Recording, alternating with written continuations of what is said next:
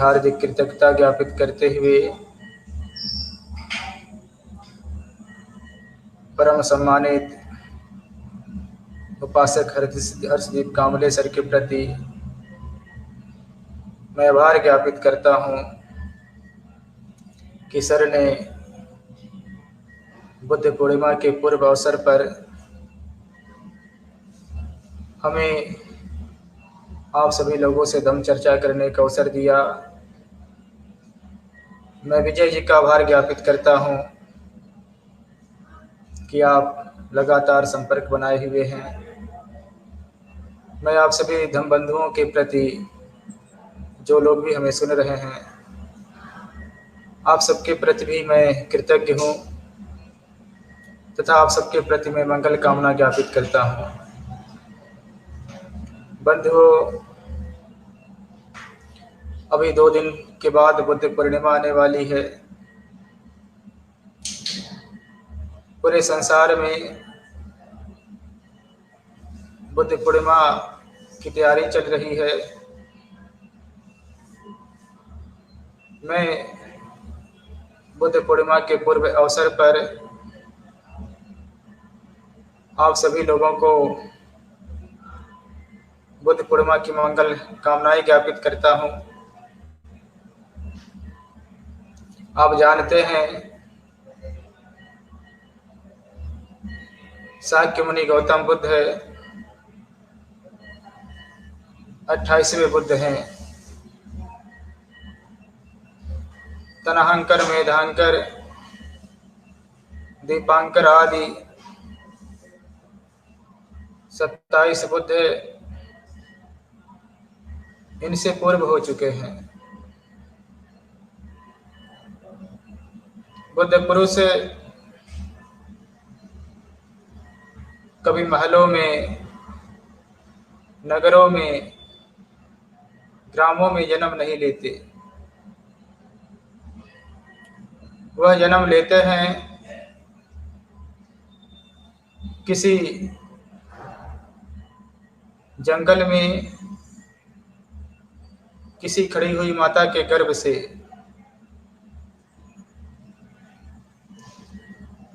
वह बुद्धत्व लाभ भी नगरों में, ग्रामों में, आश्रमों में नहीं करते, बल्कि वह बुद्धत्व लाभ करते हैं किसी जंगल में ही, किसी वृक्ष के नीचे, किसी नदी के किनारे। इतना ही नहीं, उनका महापरिनिर्वाण अर्थात देहावसान भी नगर निगम से दूर, महलों से दूर, किसी जंगल में ही होता है, किसी नदी के किनारे ही होता है। समस्त बुद्धों की यही परंपरा रही है। इसलिए बुद्धों को तथागत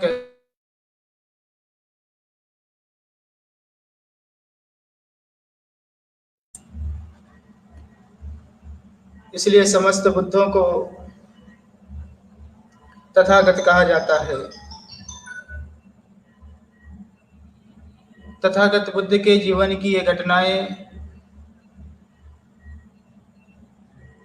जन सामान्य के सुख दुख को समझने में सहायता करती हैं तथा सामान्य से सामान्य लोगों को प्रेरणा प्रदान करती हैं। शाक्य मुनि गौतम बुद्ध का भी जन्म वैशाख पूर्णिमा को लुम्बिनी में, लुम्बिनी के साल वन में साल वृक्ष की शाखा पकड़कर खड़ी हुई माता महामाया से हुआ। यदि आपको शाक्य मुनि बुद्ध के जन्म के ऐतिहासिक सत्यता की जरूरत हो तो लुम्बिनी जाएं। लुम्बिनी में महाराजा अशोक द्वारा स्थापित प्रशस्त स्तंभ है, जिस पर उस समय व्यवहार में आने वाली ब्रह्मी अक्षरों तथा उस समय बोली जाने वाली मागधी भाषा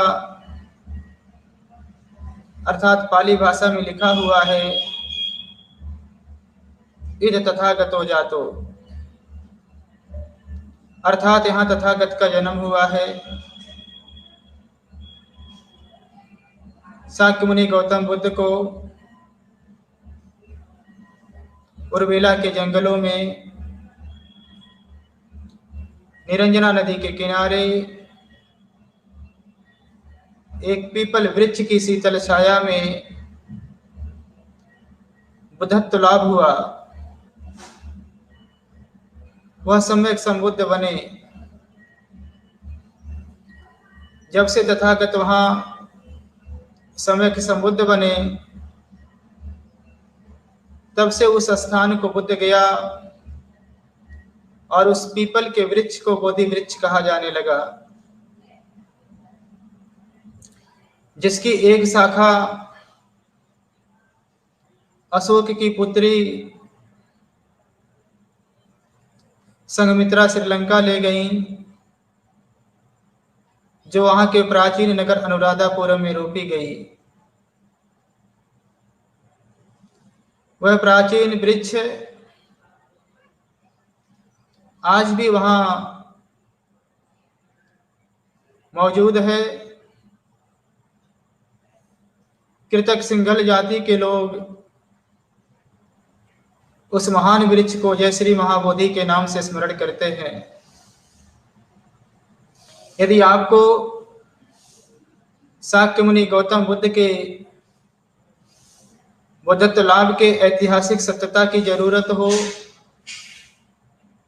तो बुद्ध गया जाएं। बुद्ध गया में महाराजा अशोक द्वारा स्थापित महाबोधि महाविहार है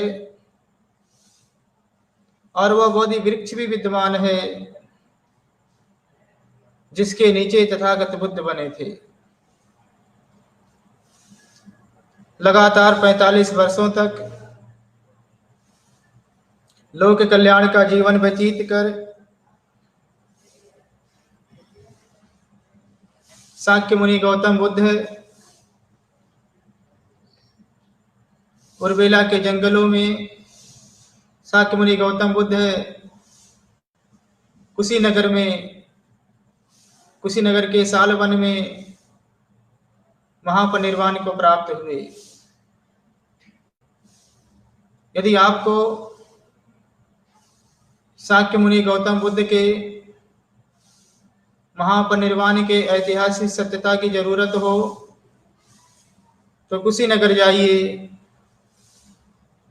कुशीनगर में महाराजा अशोक द्वारा स्थापित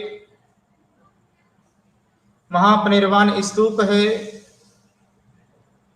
जिसकी खुदाई से तथागत की पवित्र अस्थियां प्राप्त हुई थीं।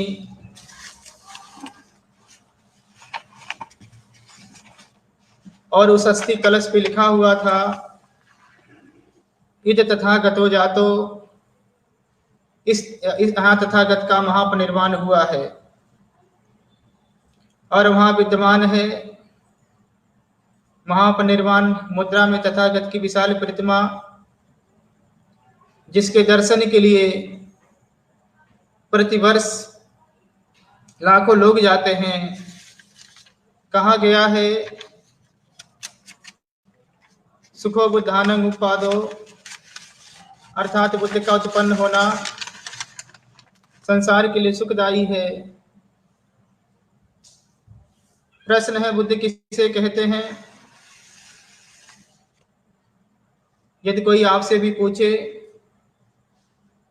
बुद्ध किसे कहते हैं, तो आप उसे इस प्रकार उत्तर दे सकते हैं, बुद्ध कहते हैं उस प्राणी को जिसने संबोधि प्राप्त किया हो। अथवा बुद्ध कहते हैं उस प्राणी को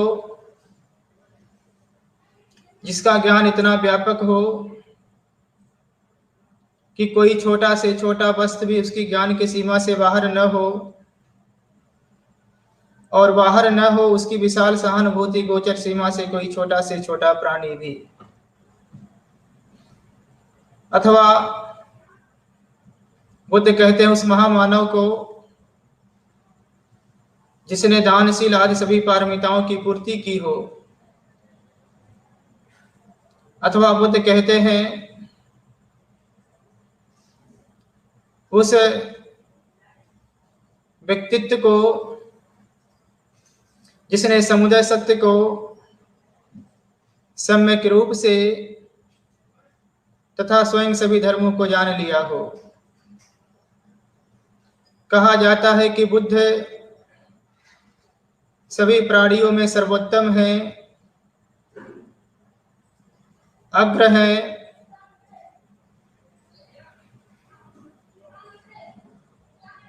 देव और मनुष्यों के शिक्षक हैं, श्रेष्ठ धर्म के उपदेशक हैं, बुद्ध स्वयंभू हैं, अर्थात उनका कोई आचार्य नहीं है। बुद्ध जिन हैं अर्थात अपने विकारों को जीतने वाले हैं। बुद्ध 32 महापुरुष लक्षणों तथा 80 अनुव्यंजनों से युक्त हैं। भगवान के अग्र श्रावक, धर्म सेनापति भगवान बुद्ध का गुणगान करते हैं। वह भगवान बुद्ध के संबंध में कहते हैं, ये भगवान बुद्ध भी पूर्व बुद्धों की तरह भगवान हैं, अरहंत हैं, सम्यक संबुद्ध हैं, विद्या तथा आचरणों से संपन्न हैं, सुगत अर्थात सुंदर गति वाले हैं, लोक लोकांतर के रहस्य को जानने वाले हैं, सर्वश्रेष्ठ महापुरुष हैं। जैसे बिगड़े हुए घोड़े को सारथी ठीक मार्ग पर लाता है, उसी प्रकार बुद्ध राग द्वेष मोह में फंसे हुए जनता को उचित मार्ग पर लेकर के आते हैं। बुद्ध देवताओं और मनुष्यों के शिक्षक हैं, स्वयं बोध स्वरूप हैं तथा दूसरों को बोध कराने वाले हैं। बुद्ध का प्रादुर्भाव का अर्थ है धर्म का प्रादुर्भाव। बुद्ध धर्म की प्रतिमूर्ति है। बुद्ध की काया धम्म की काया है। बुद्ध की धर्म काया अपरिमित तथा असीम है। बुद्ध को जो देखता है वह धम्म को देखता है, जो धम्म को देखता है वह बुद्ध को देखता है। बुद्ध का मतलब ही धम्म है, अथवा कह सकते हैं कि धम्म का मतलब ही बुद्ध है। बुद्ध धम्म के प्रवेश द्वार हैं। कोई भी प्रवेश द्वार जितना सुंदर होता है, जितना भव्य होता है, जितना आकर्षित करने वाला होता है, उसमें प्रवेश करने में उतना ही आनंद आता है, उतना ही सुख प्राप्त होता है, उतना ही सुखद होता है। बुद्ध का भव्य व्यक्तित्व ही आकर्षण का केंद्र बिंदु है। धम्म में प्रवेश करते ही हमें संसार बुद्ध की दृष्टि से दिखाई देने लगता है। हमें संसार करुणा, मैत्री, प्रेम और बंधुत्व के साथ ओतप्रोत तथा सुंदर दिखाई देने लगता है। बुद्ध सभी प्राणियों के हित सुख के लिए जन्म ग्रहण करते हैं। सभी प्राणियों के हित सुख के लिए गृह त्याग करते हैं। गृह त्याग करने के समय का वृतांत आप सबको पता ही है। जब बोधिसत्व सिद्धार्थ ने अपने सारथी छंदक से कहा, छंदक तुम आज मुझे तार दो, एक दिन मैं सारे संसार को तारूंगा। रतन सुत्त के देशना में स्वयं तथागत बुद्ध ने कहा, इस संसार में जितने भी रत्न हैं उसमें बुद्ध के समान कोई रत्न नहीं है। इस लोक और परलोक में जितने भी प्राणी विद्यमान हैं तथागत उन सभी से पूजित हैं। भूतकाल में जितने बुद्ध हुए हैं, वर्तमान काल में जितने बुद्ध होंगे, भविष्य काल में जितने बुद्ध होंगे तथा वर्तमान काल में जितने भी बुद्ध हैं, उनमें श्रद्धा रखना, उनके प्रति कृतज्ञ भाव रखना, उनके प्रति आदर का भाव रखना, बुद्ध की शरण जाना है।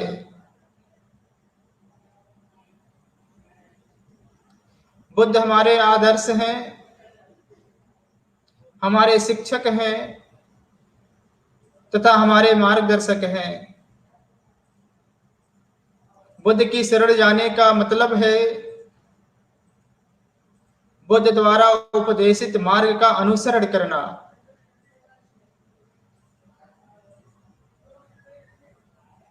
कहा गया है, सुखा सधम्म देशना, अर्थात सधम की देशनाएं संसार के लिए सुख का मूल है। संसार की सधम की देशना संसार के लिए सुखदायी होती है। प्रश्न है, धम्म किसे कहते हैं? यदि आपसे कोई पूछे धम्म किसे कहते हैं तो आप उसे इस प्रकार उत्तर दीजिए, काया की पवित्रता, वाणी की पवित्रता तथा मन की पवित्रता बनाए रखना धम्म है। एक धम्म अच्छा धम्म कब होता है, एक धम्म सुंदर धम्म कब होता है, एक धम्म लोक कल्याणकारी कब होता है, एक धम्म सधम्म कब होता है, इसकी व्याख्या परम पूज्य बोधिसत्व बाबा साहब डॉक्टर अंबेडकर ने स्वलिखित पुस्तक भगवान बुद्ध और उनके धम्म में की है। बाबा साहब डॉक्टर अंबेडकर स्वरचित ग्रंथ में कहते हैं, धम्म तब सधम्म होता है जब वह मन के मैल को दूर करके उसे निर्मल बनाए। कोई भी धम्म तब सधम्म होता है जब वह धर्मराज की स्थापना करे। कोई भी धर्म तब सधम्म होता है जब वह सभी के लिए ज्ञान का द्वार खोल दे। कोई धर्म तब सधम्म होता है जब वह करुणा की वृद्धि करे, मैत्री की वृद्धि करे, मुदिता की वृद्धि करे, उपेक्षा की वृद्धि करे। और कोई धर्म तब सधम्म होता है जब वह शील समाधि प्रज्ञा की वृद्धि करे। कोई भी धर्म तब सधम होता है जब वह शिक्षा दे करुणा के साथ मैत्री की आवश्यकता है। कोई भी धर्म तब सधम होता है जब वह एक आदमी और दूसरे आदमी के बीच तमाम दीवारों को गिरा दे। कोई धर्म तब सधम होता है जब वह यह शिक्षा दे कि व्यक्ति का मूल्यांकन उसके जन्म से नहीं बल्कि उसके कर्मों से होता है। और कोई धर्म तब सधम होता है जब वह समता की स्थापना करे, न्याय की स्थापना करे, मानव को स्वतंत्रता प्रदान करे और मानव के बीच में न्यायिक चरित्र उत्पन्न करे। कोई भी धर्म तब सधम होता है जब वह व्यक्ति को न्यायिक चरित्रवान के साथ साथ ज्ञानशील आदि की शिक्षा दे। और कोई धर्म तब सधम होता जब वह यह शिक्षा दे कि केवल ज्ञानशील और चरित्र ही महत्वपूर्ण नहीं है बल्कि उसके साथ साथ व्यक्ति में लोक कल्याण की भावना होनी चाहिए। बदंत बनते मोदगलायन महामोदगलायन कहते हैं,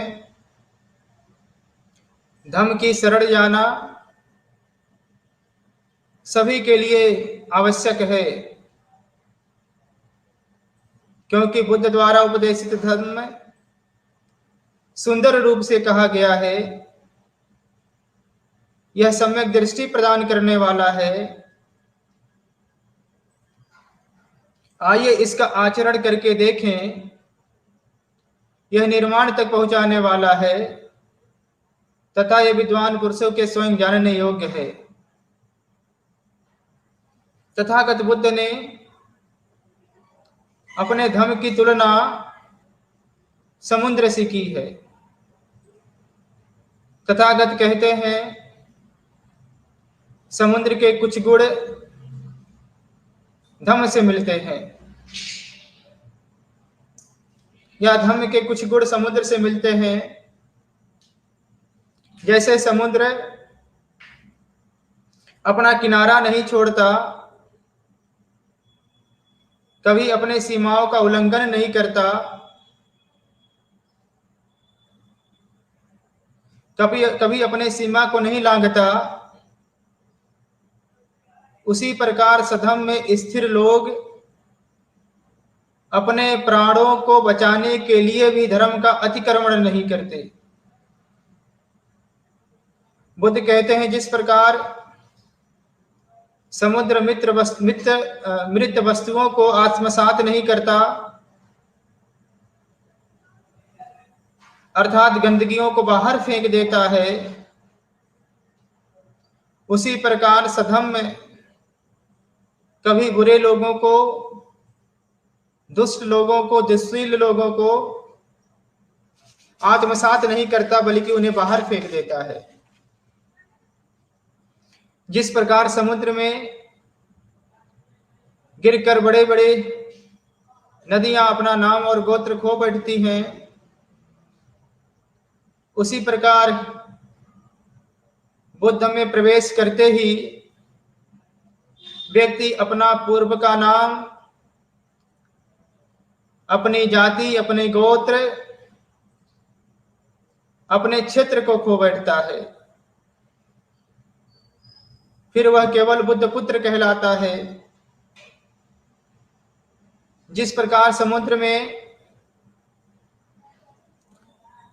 बड़े बड़े जीव जंतुओं का वास होता है, उसी प्रकार सधम्म में श्रोतापन, सकृदागामी, अनागामी तथा अरहंतों का वास होता है। जिस प्रकार समुद्र का स्वाद खारा अर्थात नमकीन होता है, उसी प्रकार सधम्म का भी बस एक ही स्वाद होता है, एक ही रस होता है, उसे विमुक्ति रस कहते हैं। जिस प्रकार समुद्र में विभिन्न प्रकार के रत्न पाए जाते हैं, उसी प्रकार धम्म में 4 स्मृति प्रस्थान, 7 भोजंग, 8 आर अष्टांगिक मार्ग, 10 पारमिताएं, 4 ब्रह्म विहार भावनाएं इत्यादि पाई जाती हैं। धम्म के बारे में भी कहा गया, रत्न सूत्र में तथागत ने कहा, इस संसार में जितने भी रत्न पाए जाते हैं उसमें धम्म के समान कोई रत्न नहीं है।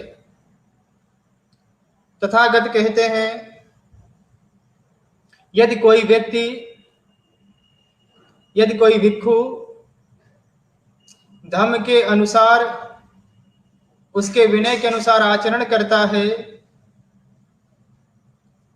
यदि वह हमसे कोसों दूर रहता है, तब भी उसके बारे में समझना चाहिए कि वह तथागत के पास में रहता है। लेकिन यदि कोई व्यक्ति धम्म का आचरण नहीं करता, धम्म के अनुसार जीवन नहीं व्यतीत करता और वह तथागत के आसपास रहता है, तथागत यहां तक कहते हैं कि यदि वह मेरा कसाय वस्त्र पकड़कर मेरे पीछे पीछे चलता है, तो भी उसके बारे में समझना चाहिए कि वह मुझसे कोसों दूर रहता है। इसका मतलब तथागत द्वारा बताए गए धम्म का आचरण करना ही महत्वपूर्ण है। यदि कोई व्यक्ति शील समाधि का, प्रज्ञा का अभ्यास नहीं करता, उसके अनुसार जीवन व्यतीत नहीं करता, तो उसको हम धार्मिक नहीं कह सकते हैं, उसको हम बुद्ध पुत्र भी नहीं कह सकते हैं। बुद्ध पुत्र होने का, धार्मिक होने का मापदंड है बुद्ध द्वारा बताए गए धम्म विनय के अनुसार आचरण करना। कहा गया कि सुखा संघर्ष सामग्री, अर्थात संघ का समग्र भाव, संघ की एकता संसार के लिए सुख का मूल है। प्रश्न है, संघ किसे कहते हैं?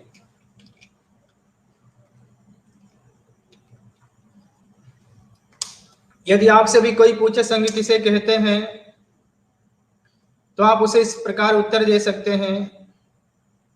कहा जाता है, संघ उन श्रेष्ठ जनों के समूह को कहा जाता है जिनके 10 संयोजन अर्थात चित्त के बंधन समाप्त हो गए हों। ऐसे सुजनों को, ऐसे पूज्य जनों को अरहंत कहते हैं। वह किसी भी देश के हो सकते हैं, किसी भी वर्ग के हो सकते हैं, किसी भी उम्र के हो सकते हैं, भविष्य में हुए हैं, भूत में हुए हैं, भविष्य में होंगे तथा वर्तमान में भी हैं।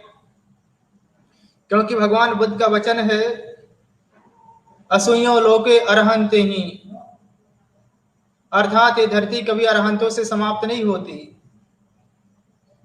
आयुष्मान महामोदग्लायन ने संघ के गुणों का गुणगान किया है। बनते महामोदग्लायन कहते हैं, संघ की शरण जाना सभी प्राणियों के लिए अनिवार्य है, हितकर है, क्योंकि भगवान बुद्ध का श्रावक संघ सन्मार्ग पर चल रहा है, सरल मार्ग पे चल रहा है, ज्ञान मार्ग पे चल रहा है, कुशल मार्ग पे चल रहा है। इसमें 4 जोड़े हैं, अर्थात 8 पुरुष पुद्गल है, यह भगवान का श्रावक संग आवाहन करने योग्य है, यह अतिशय सम्मान करने योग्य है, यह संसार के लिए पुण्य का क्षेत्र है। संघ के बारे में भी तथागत ने रत्न सूत्र की देशना में कहा, इस संसार में जितने भी रत्न हैं उसमें संघ के समान कोई रत्न नहीं है। भगवान बुद्ध ने बुद्ध धम्म और संघ में संघ को प्राथमिकता दी है। इसका उदाहरण हमें भगवान बुद्ध और महाप्रजापति गौतमी के संवाद से प्राप्त होता है। आप जानते हैं महाप्रजापति गौतमी भगवान की मौसी थी। एक बार वह अपने हाथों से सूतों को काट करके भगवान के लिए अंग वस्त्र बनाया। वस्त्र तैयार होने पे उसे लेकर भगवान के पास गई। वो भगवान को दान कर रही थी। भगवान से उन्होंने प्रार्थना किया, भगवान इसे ग्रहण करें। भगवान ने प्रजापति से कहा, गौतमी इसे संघ को दे दो। गौतमी ने कहा, नहीं भगवान, मैंने इसे आपके लिए बनाया है। भगवान कहते, गौतमी मैं कह रहा हूं इसे संघ को दे दो। गौतमी पुनः कह रही, नहीं भगवान, मैंने आपके लिए बनाया है। भगवान पुनः कह रहे, गौतमी इसे संघ को दे दो। गौतमी पुनः कहती, भगवान मैंने आपके लिए बनाया। भगवान गौतमी को समझाते हैं, कहते हैं, गौतमी बुद्ध भी संघ में शामिल हैं। यदि इस वस्त्र को केवल मुझे दोगी तो कम पुण्य प्राप्त होगा, यदि संघ को दोगी तो संघ से अधिक, संघ को देने से बहुत ज्यादा पुण्य प्राप्त होगा, क्योंकि संघ हमेशा बड़ा माना जाता है। यदि संघ पूजित होगा तो मैं भी पूजित होऊंगा। यदि यह वस्त्र संघ को प्राप्त होगा तो ऐसा माना जाएगा कि यह वस्त्र मुझे भी प्राप्त हो गया है। भगवान को शामिल कर जब इस देश में भिक्षुओं की संख्या 61 हो गई, तब भगवान सारनाथ के इस पत्तन में भिक्षुओं को संबोधित करते हुए कहते हैं, चरत भिक्षवे चारकं बहुजन हिताय बहुजन सुखाय। अर्थात हे भिक्षुओं, बहुतों के हित के लिए, बहुतों के सुख के लिए, लोक पर अनुकंपा करने के लिए विचरण करो। संसार में बहुत से ऐसे प्राणी हैं जिनकी आंखों पर बहुत धूल नहीं चढ़ी है, उन तक पवित्र जीवन का संदेश पहुंचाओ। वे धर्म को समझेंगे और धारण करेंगे। जब तथागत ने इस प्रकार प्रेम भरा अनुशासन अपने भिक्षुओं से किया तो उस आज्ञा का अक्षरशः पालन करने की दृष्टि से तथागत के भिक्षुओं ने अपना सर्वस्व त्याग कर लोक कल्याण कैसे हो इसी चिंतन में लग गए। सधर्म का प्रचार प्रसार करने के लिए लोगों ने जल स्थल की यात्राएं की, बर्फीले पर्वतों और रेगिस्तानों को पार किया। हालांकि ऐसा करते समय बहुतों को अपने प्राणों की आहुति देनी पड़ी है।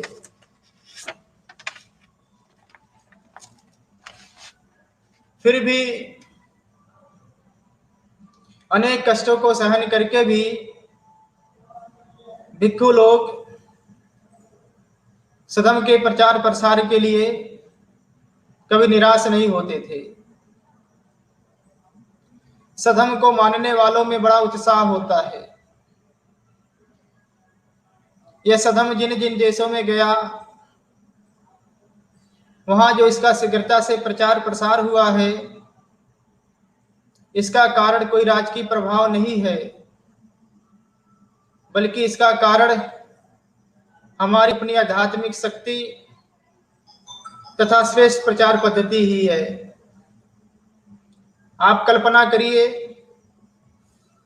बिना तलवारों की मदद के, बिना तोपों तथा बंदूकों की सहायता से एशिया के सबसे घनी आबादी वाले देशों में बुद्ध धर्म ने शांति और सद्भावना का संदेश पहुंचाया। प्रायः उन तक सधर्म पहुंचाने में सफल रहा जो लोग जंगली थे। बर्मा और श्रीलंका के इतिहासकार लिखते हैं, बुद्ध धर्म आने के पहले हम जंगली थे, हम पशुवत थे। दुख के साथ कहना पड़ता है, आज हमारे देश में बुद्ध धर्म नहीं है। बुद्ध के धर्म का कम प्रभाव दिखता है। इस कारण हम पड़ोसी देशों के सामने जंगली से प्रतीत होते नजर आते हैं। आज हमारे देश में छोटे छोटी बातों पर लोग गुस्सा हो जाते हैं, लोगों में क्रोध आ जाता है, घरेलू हिंसाएं होने लगती हैं, पति पत्नी पे जुल्म करने लगता है।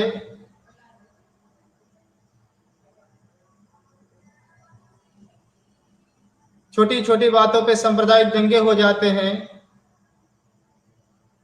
आगजनी हो जाती है, और देखते ही देखते इस देश की लाइन ऑर्डर बिगड़ जाती है। एक आदमी दूसरे के खून का प्यासा हो जाता है।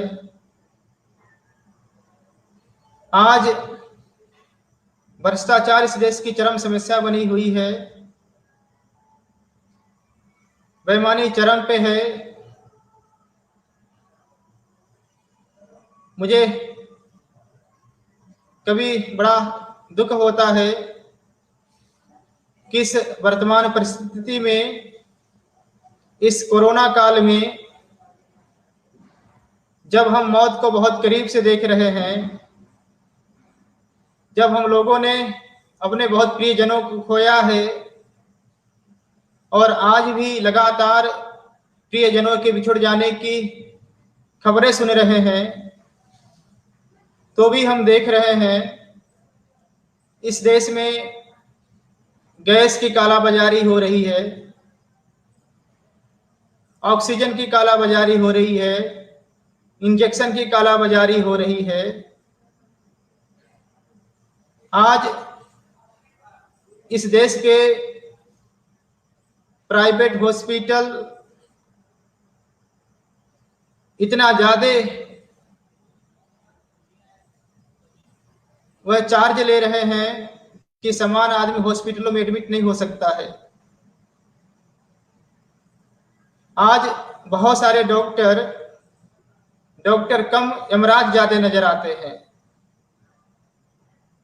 आज इस देश में आजादी के 70 साल बीत जाने पर भी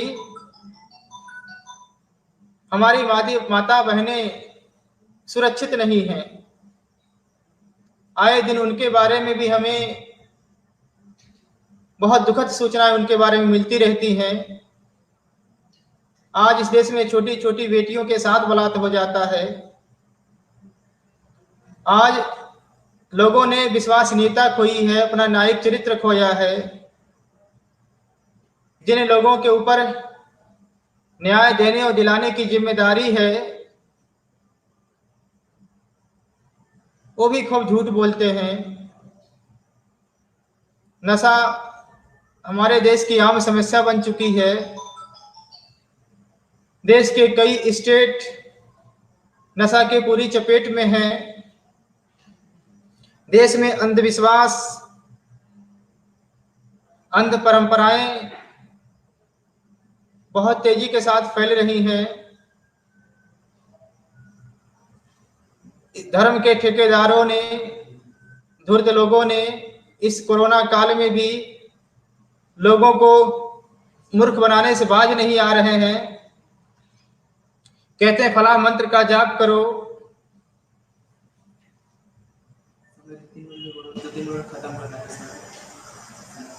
तो तुम्हारे दुख खत्म हो जाएंगे। इधर बहुत सारे गांवों में, यूपी के गांवों में बहुत सारे महिलाएं कोरोना को देवी मान करके उसका व्रत रख रही हैं। गांव-गांव में चालाक लोगों द्वारा अंधविश्वास फैलाया जा रहा है। पूजा पाठ के द्वारा लोग कोरोना को समाप्त करवाने में लगे हुए हैं।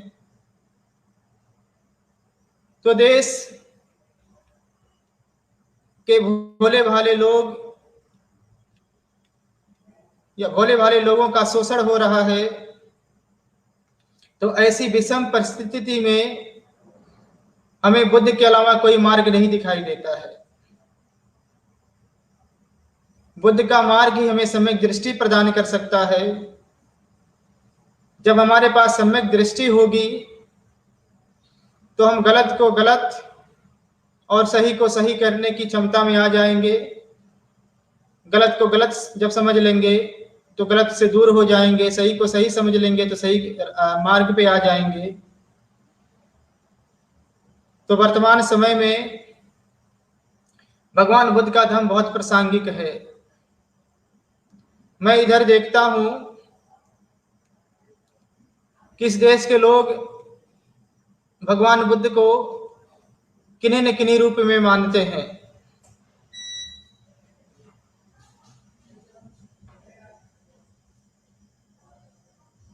बहुत सारे घरों में लोग भगवान बुद्ध की प्रतिमा रखे हुए हैं। भगवान बुद्ध की उस प्रतिमा को देखकर अपने मन में करुणा का भाव जगाते हैं, दया का भाव जगाते हैं और भगवान बुद्ध के धम्म से